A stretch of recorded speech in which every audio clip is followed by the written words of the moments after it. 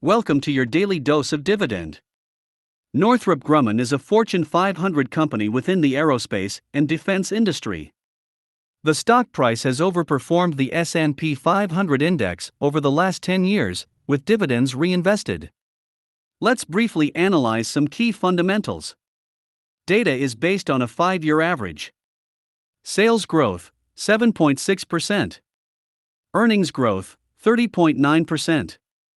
Earnings estimates, 4.8%. Return on capital, 16.5%. Debt to free cash flow, 1.98 years. Share buybacks, yes. Now for some dividend metrics. Dividend yield, 1.38%.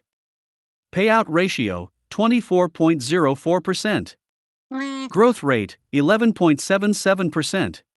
Growth years, 17 years. That gives Northrop Grumman 8 out of 10 points. That's an outstanding score. You might want to take a closer look at Northrop Grumman for your dividend portfolio. Based on historical multiples and future estimates, Northrop Grumman is modestly overvalued. Don't forget to subscribe and please come back tomorrow for another quick analysis. Have a great day. D'accord. Pode já.